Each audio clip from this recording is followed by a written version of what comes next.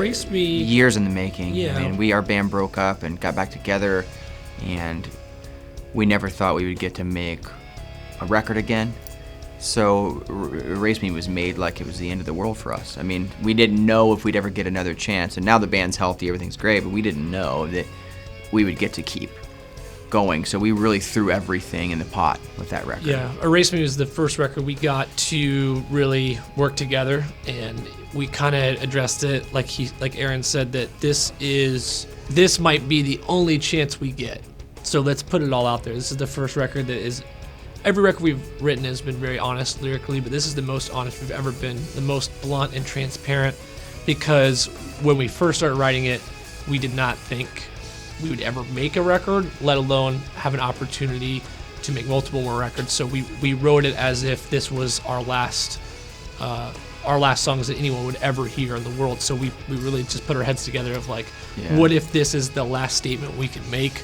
So that's why the record is so honest. The first time, too, we've ever overwrote, in the sense where we had like between 20 and 30 songs prepared for the album. So usually we would just throw our best 9 songs to the record and then write one in the studio. But this one we actually came with a ton of songs, and then even wrote some more in the studio as well. So it was neat to be able to pick, to craft the best record for ourselves and for our fans, and et cetera, et cetera.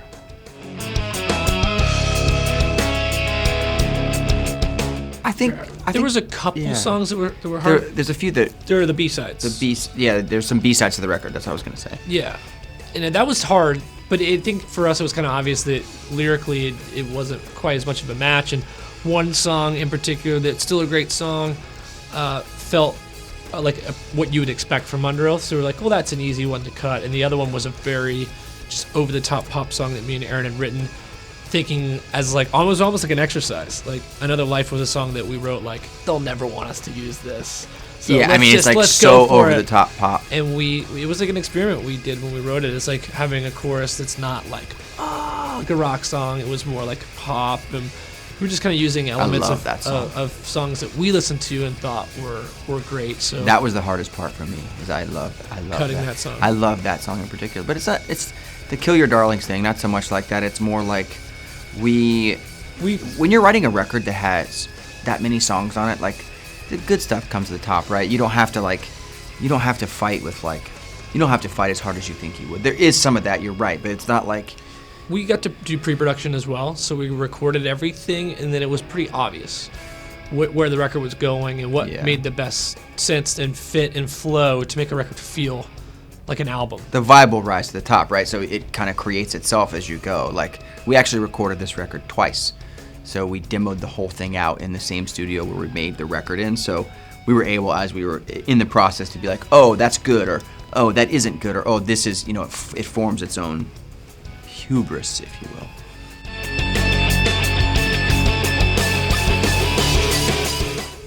Favorite track of the record? That changes every day.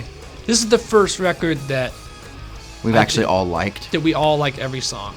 Yeah. That's never happened for Underoath, and that's because we worked together this time, and in a lot better state than we were in our younger years. So every day it changes. Like I wanted, and we wanted to make a record that it's something we would listen to, which is maybe why it sounds different than past Underoath records to a certain degree. Like, we made something that we wanted to hear, and until we heard it back in the speakers, that was like, man, I want to listen to that in my car, then it wasn't going to be on the record, So I really do have a personal connection and love to every song. But it changes every day. Like, one day, I Hate It's my favorite. Another day, it's Wake Me or I Gave Up. I don't really know. I like them all. It's like when you play songs live in a different town or a different city or different country might have a reaction to one song more than another one. It's the first time I've ever felt that way about a record, where I might have a different reaction every day, but I love it all. Like, you'll surprise yourself sometimes. You'll be in somewhere playing a show and an audience will react to something that you never thought they would. Like, the record still surprises me like that when I get a chance to listen to it, where I'm like, oh, like, I forgot about this. This is a great moment. I love this moment today. It's my favorite, So, yeah.